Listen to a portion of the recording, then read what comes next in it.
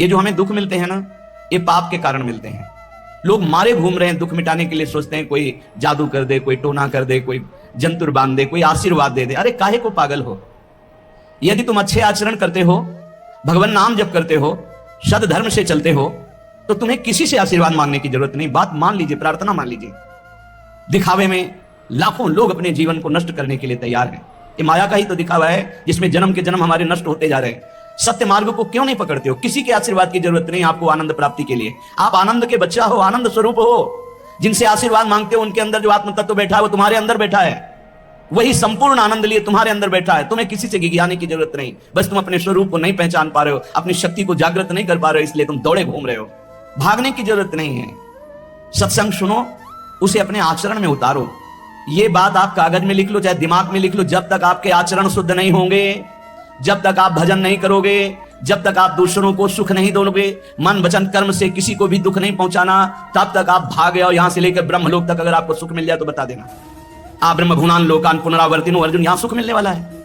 आ ब्रह्म स्तंभ पर्यंतम सर्वम मायामयम जगत, यहां सुख मिलने वाला है।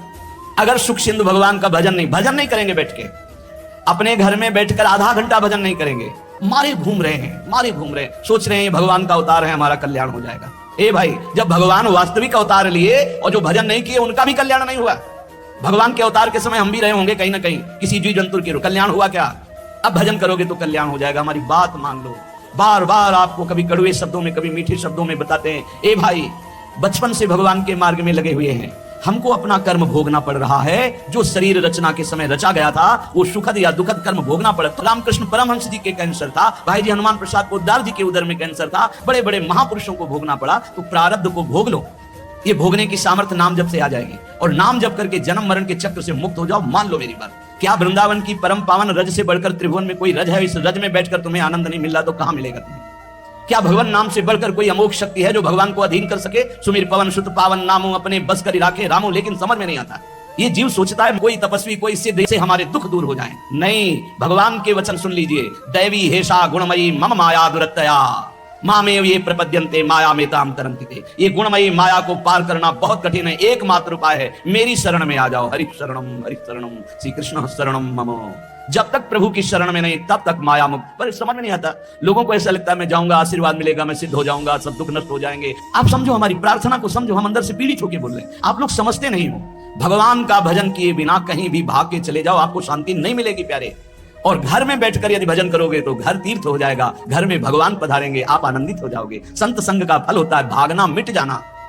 सत्संगति संस्कृति का अंता। ये जो जन्म मरण का भागना, ये मिट जाएगा। ये छोटे मोटे भागने से। शब्द सुना, मनन किया, आचरण में लग गए। कभी महीना 2 महीना में अगर संयोग बना तो हम बैठ के सत्संग सुन रहे हैं, नहीं तो हमारे पास यंत्र है। हम रोज उससे नवीन उत्साह प्राप्त करें भगवत मार्ग में चलने का। जब मिले तब दर्शन कर लिए, नहीं तो हम उनकी आज्ञा पर चल रहे हैं तो हमारा सदैव सानिध्य है। भागने की जरूरत नहीं। नहीं भाई नहीं, थोड़ा चैन लो, थोड़ा शांति लो। भागने की जरूरत नहीं है। अंदर से भगवान को सुमिरन करने की जरूरत है। थोड़ा संयम में आओ। जिसको देखो मनमानी आचरण कर रहा है, सोचता है कोई संत महात्मा आशीर्वाद दे देंगे, तो तुम्हें संत महात्मा मिलेंगे ही नहीं। तुम करोगे पापाचरण तो संत महात्माओं का सानिध्य नहीं मिलेगा। पापवंत कर सहज स्वभाव भजन मोर ते भावन काऊ, जो पे दुष्ट हृदय सोई होई मोरे सन्मुख आओ की सोई। अच्छे आचरण करो, घर बैठे महात्मा मिल जाएंगे। कोई आ जाएंगे ऐसे, तुम्हें कृतार्थ कर जाएंगे। कहीं तुम भेज दिए जाओगे जिनके वचन से तुम कृतार्थ हो जाओगे। हमारी प्रार्थना को मानिए। अपने इस अमूल्य मानव जीवन को कूड़ा करकट की तरह मत नष्ट कीजिए। श्रीपाद कह रहे, नेत्रे उत्पादित सबद स्त्री क्षणे लालसा चेत। यदि ये गंदी लालसाएं उत्पन्न हो रही हैं तो थोड़ा शासन में लाओ अपनी इंद्रियों को। छूट मत दो। बहुत जीवन व्यर्थ कर दिया इन इंद्रियों ने। अब सावधान हो जाओ। तुम स्वतंत्र सिंहवत जीवन व्यतीत करने के लिए मानव जीवन प्रकट किए भगवान ने तुम्हारा। तुम इंद्रियों के गुलाम होकर, मन के गुलाम होकर, भोगों के गुलाम होकर के जीने के लिए नहीं आए हो मनुष्य देह में। देवता तरसते हैं इस मानव देह के लिए। क्यों? क्योंकि साधन धाम मोक्ष कर द्वारा। इससे साधना करके हम जीवन मुक्त महापुरुष हो सकते हैं। लेकिन नहीं, बस कोई ऐसा कुछ कर दे जिससे हमारा पति बन जाए, कोई ऐसा कर दे कि हम स्वस्थों को भोग भोगें, कोई ऐसा कर दे सारी झंझटें मिट जाएं। अरे औरों की तो बात जाने दो। भगवान जिनके घर में अवतरित हुए, आप वहां दृष्टि डालिए। इतने बड़े भजनानंदी महात्मा वसुदेव और देवकी कंस कारागार में बंद किए हुए, भगवान पधार रहे हैं हथकड़ी पेड़ियों से चकड़े हुए। आप विचार कीजिए, भगवान के सिवा तुम्हें कोई बंधन मुक्त नहीं कर सकता। और सब तरंगे हैं। भगवान भगवान है, हमारी बात को समझ लो। भगवान भगवान है, भगवान के भाव में डूब करके सब भगवत स्वरूप हैं। तरंग में वायु विकार है, वायु विकार हटा तो समुद्र ही है। पर इतना भेद है, कि समुद्र करोड़ों अनंत तरंगे प्रकट कर सकता है, लेकिन एक तरंग समुद्र नहीं प्रकट कर सकती। ऐसे ही जितने महापुरुष हैं, जितने सिद्ध महापुरुष हुए, भक्त हो चाहे ज्ञानी हो चाहे योगी हो, वो माया विकार को नष्ट करके ब्रह्म रूप में लीन हो गए, तो ब्रह्म स्वरूप वो भी हो गए। ब्रह्मविद ब्रह्म ही भवति। लेकिन ब्रह्म तो ब्रह्म है, जिसने एक संकल्प मात्र से अनंत सृष्टि का सृजन कर दिया, उसकी समानता करने वाला त्रिभुवन में कोई नहीं। तो उन्हीं भगवान की, चाहे निराकार मानो, साकार मानो, सगुण मानो, निर्गुण मानो, उन्हीं भगवान की शरण में जाने के लिए सब संत महात्मा, और जो भगवान की शरण से अलग करके अपने को भगवान माने, तो हमें लगता है फिर बचना चाहिए ऐसे भगवानों से, जो अपने वचन से, अपने आचरण से, अपने हृदय की भावनाओं से जीवों के माया जनित आकर्षण को नष्ट करके श्री भगवान से प्रीति करावे। उसे संत कहते हैं, उसे ब्रह्मर्षि कहते हैं, उसे महात्मा कहते हैं, उसे भक्त कहते हैं। शास्त्र उठा के देख लो, ब्रह्म स्वरूप हो गए हैं, दूसरों ने अनुभव किया कि साक्षात ब्रह्म है, लेकिन वो जब बोले तो अपने को ब्रह्म नहीं बोले। गोस्वामी तुलसीदास जी साक्षात भगवान के स्वरूप हो चुके। वो क्या कह रहे हैं, जो मैं अपने अवगुण कहूं, बाढ़ई कथा पार नहीं लाऊं, ताते मैं कछु अलप बखाने, थोड़े महू समझे सयाने। कह रहे मैं अपने अवगुणों की यदि कथा कहूं तो ग्रंथ भर जाएगा, थोड़े बता दिए हैं कि मैं अवगुणी हूं। इसमें जो विवेकी जन है वो समझ पाएंगे मेरी बात को। क्या समझ पाएंगे कि भगवान की शरण में जाने से जीव भगवत स्वरूप हो जाता है। गोस्वामी जी भगवत स्वरूप, सामने भगवान बैठे हुए सबरी माता का स्तवन कर रहे हैं नवधा भक्ति के द्वारा, और सबरी जी ऐसा कह रहे, अधम ते अधम अधम अति नारी, तिनमा मैं मति मंद अघारी। ये है महापुरुष, भगवान के चरणारविंद की नाम की लीला कथा की वृत्ति हृदय में जिनके संग से जागृत हो, वही सत्संग है। हम लोग बड़े बावरे हैं। अरे तरंग कभी समुद्र प्रकट कर सकती है? सब तरंगे हैं, वायु विकार हटा समुद्र हो गई, मुझे कोई इस पे संशय नहीं। बूंद अलग है तो बूंद है, और समुद्र में गिर गई तो समुद्र है, लेकिन बूंद समुद्र नहीं प्रकट कर सकती। ऐसी करोड़ों अनंत बूंदे समुद्र से, लहरों से ऐसे उठती रहती है, उनका नाम भगवान है, जिनसे अनंत महात्मा, अनंत ब्रह्म ऋषि, अनंत ब्रह्मांड सृजन, उन भगवान की शरण में जाने से इस माया से मुक्ति होती है। साहब समझ नहीं पा रहे। अरे जिनका नाम जप कर, जिनका चिंतन करके, जिनके आश्रय से जीव ब्रह्ममय हो जाता है, भगवत स्वरूप हो जाता है, वही तुम्हें करना है। यही सत्संग से प्राप्त होता है। अगर ये ना प्राप्त हो तो सत्संग नहीं है, वो कहीं ना कहीं घुमा करके हमको भटकाया जा रहा है। भगवान भगवान है, वही सबके हृदय में है। जो हृदयस्थ भगवान में तन्मय हो गया, उसमें और भगवान में अंतर नहीं, बिल्कुल मुझे संशय नहीं। पर भगवान भगवान है, इतना समझना पड़ेगा। उनके स्थान में कोई नहीं है, उनके समान कोई नहीं है, उनसे बड़ा कौन हो सकता है? ये भोले भाले जीव समझते नहीं, भागे घूम रहे। उन्हीं भगवान का नाम जप करो, चीख चीख के कहते हर प्रश्न का उत्तर नाम है। अगर नाम जप करके देखो तो प्रश्न ही नहीं रह जाएगा, सब समाधान हो जाएंगे। और भागे घूमे तो कभी प्रश्न की कभी शांति नहीं होगी, संशय पर संशय उठता चला जाएगा। श्रीपाद कह रहे हैं, यदि हमारी इंद्रियां कुमार्गगामी हो रही तो हमें शासन में लेना चाहिए। शासन में नहीं लोगे तो शासन तुम्हें शासन में ले लेगा। दो शासन है, एक है राष्ट्रीय शासन, एक है भागवतिक शासन। भागवतिक शासन जब लेगा तो फिर कोई बचा नहीं सकता, इसलिए अभी अवसर है, निकल चलो, निकल चलो। भागने की कहीं जरूरत नहीं, किसी से आशीर्वाद नहीं मिलेगा। कब होगा? हम कह रहे राधा राधा जपो, अगर कल्याण ना हो जाए तो हमें बता देना। भगवान अर्जुन से क्या कह रहे हैं? सामने अर्जुन जी खड़े हैं, कह रहे हैं तुम मुझे तभी अनुभव कर पाओगे जब अनन्य चेता सततम यो माम स्मृति नित्यसा तस्याहं सुलभा पार्थ। सामने खड़े हो, कह रहे सुलभ नहीं हूं मैं, सुलभ उनके लिए हूं जो मेरा अनन्य भजन करते हैं, अनन्य चिंतन कर। पकड़ी नहीं पा रहे, लाख सत्संग सुन रहे, पकड़ी नहीं पा रहे। बिल्कुल नहीं, ऐसे नहीं। थोड़ा विवेकवान हो, मनुष्य जीवन मिला है। ऐसा नहीं कि कोई तुम्हें प्रलोभन दे दे तो हम तुम्हारे रोग नष्ट कर देंगे, हम तुम्हें सिद्ध कर देंगे, हम तुम्हें धनी बना देंगे। हम कहते हैं कि हो सकता है 1000 जाते हैं, उनमें से 100 लोग ठीक हो गए हों। कैसे? पूर्व का पुण्य 100 का तुक्का लगा और ठीक हो गए। वो कहते हैं कि मैं कसम खा के कहता हूं मैं ठीक हो गया हूं। हम बिल्कुल 100% मानते हैं ठीक हो गए, लेकिन उसके प्रताप से नहीं, आप अपने पुण्य प्रताप से ठीक हो गए। आपके ठीक होने का समय आ गया है, इसलिए आपका तुक्का लगा, आप गए, यश उसको मिल गया और आपका काम बन गया। हमारी बात को समझो। अपने लोग बहुत शास्त्र सम्मत, बहुत उसको सुलझ कर भगवत मार्ग को चल करके आपको बोल रहे हैं। अगर इन कर्मों को मिटाने के लिए जो हमारे शास्त्र बने हुए हैं उनके सिद्धांत के अनुसार चला जाए तो मिटा दिया जाएगा। लेकिन जब मिटाने की सामर्थ्य आती है तब लगता है अब इसको रख के क्या करेंगे, हमारे को तो प्रभु के पास जाना है, हमें तो दिव्य भाव देह प्राप्त है, हमें अपने स्वामी, अब इस शरीर का क्या करेंगे। तो जैसे सांप अपनी केचुल से संबंध नहीं रखता, ऐसे महापुरुष अपने शरीर से संबंध नहीं रखते। आप हमारी बात को समझ नहीं पा रहे, भटकते घूम रहे हैं, मारे घूम रहे हैं, क्लेश, अशांति, नाना प्रकार के दुख। अरे भाई, भगवान की शरणागति प्रतिपल परमानंद प्रदान करती है। क्यों नहीं शरण में हो जाते? क्या तुम्हारा पांच भौतिक देह नहीं? क्या हमारा पांच भौतिक देह नहीं? क्या तुम भगवान के अंश नहीं? क्या हम भगवान के अंश नहीं? अंतर क्या है? तुम संसार का चिंतन करते हो, भगवान का चिंतन करते हैं, तो क्या तुम भगवान का चिंतन करके नहीं बन सकते महापुरुष? क्या तुम स्वयं ऐसी शक्तियों को जागृत नहीं कर सकते? तुम सो रहे हो, जागो, भागने की जरूरत नहीं।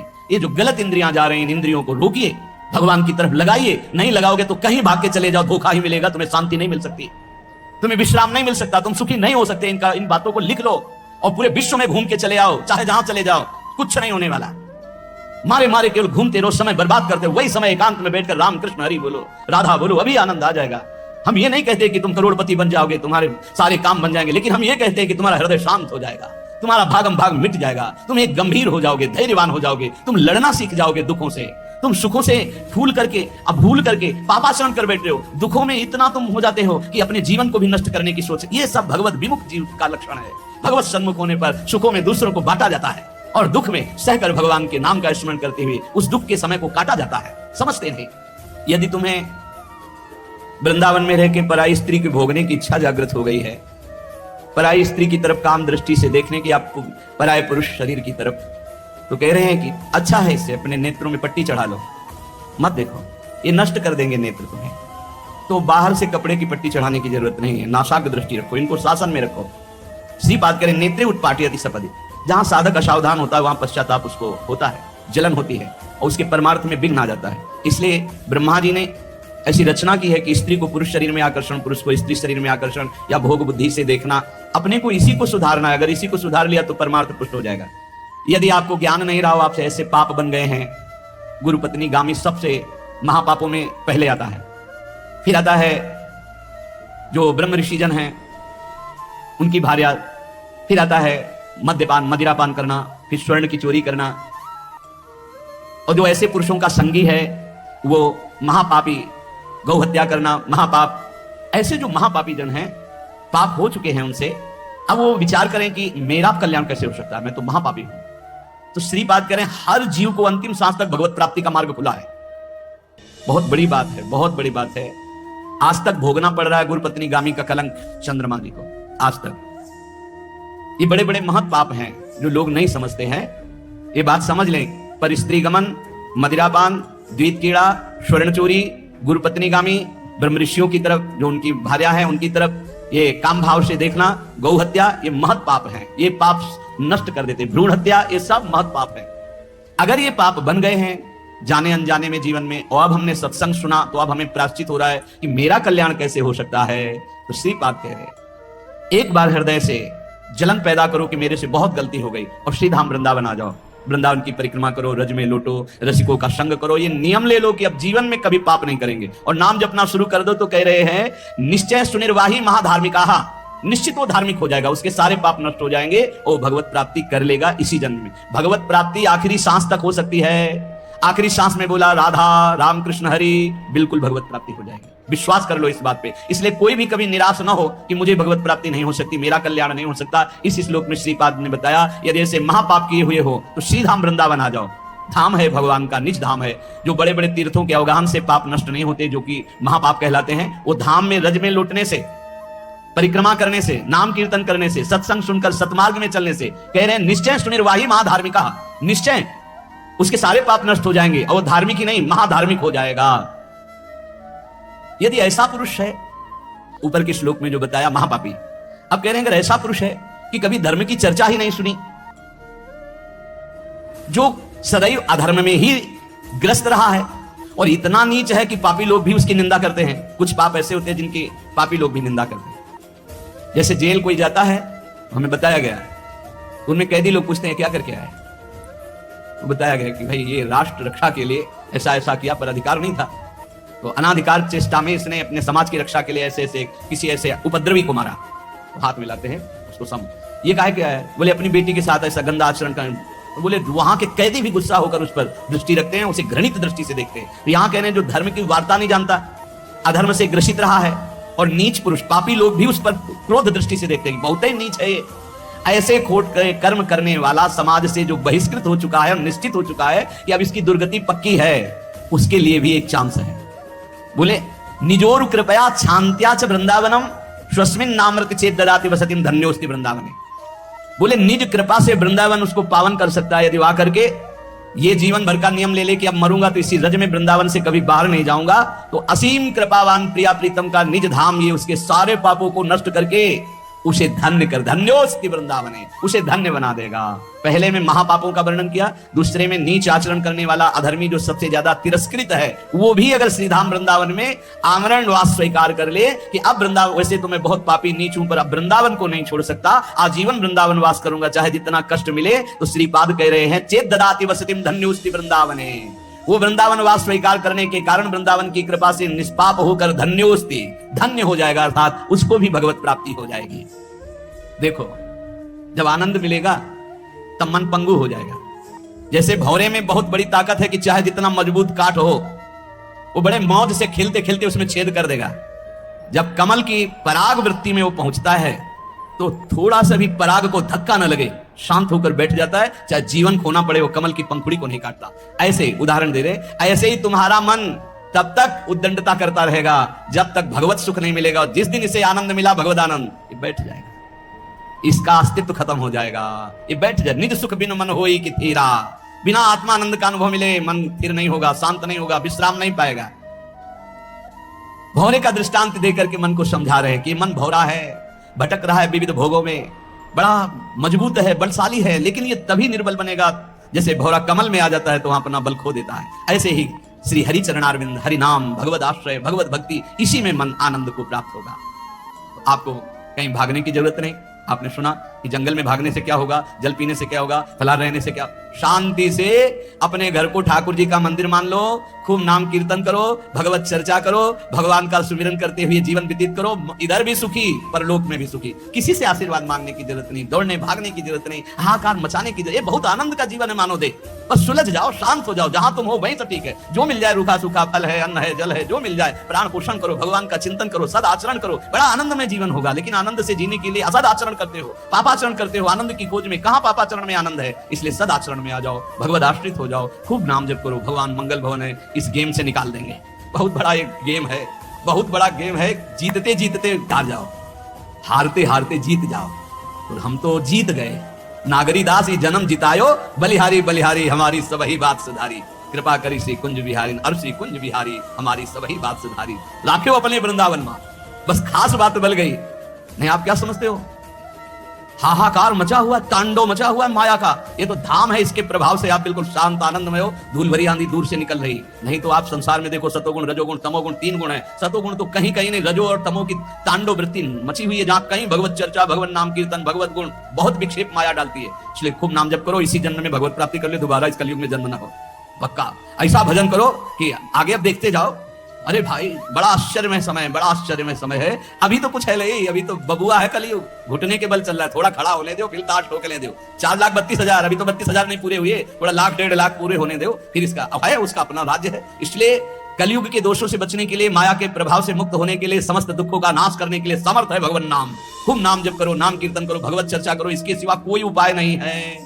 जहां और कुछ उपाय बताया जाए तो भटकाव है। हमारी प्रार्थना मान लीजिए, निस्वार्थ बात आपसे कह रहे हैं, आपके मंगल के लिए कह रहे हैं, शास्त्र सम्मत कह रहे हैं। पहले से भगवान व्यासदेव जी ने लिख दिया है, कृतयुगे ध्यायते विष्णु, त्रेतायाम यजते मखै, द्वापरै परिचर्यायाम, कलौ तद्धरि कीर्तनात्, कलौ नास्तेव नास्तेव गतिरन्यथा।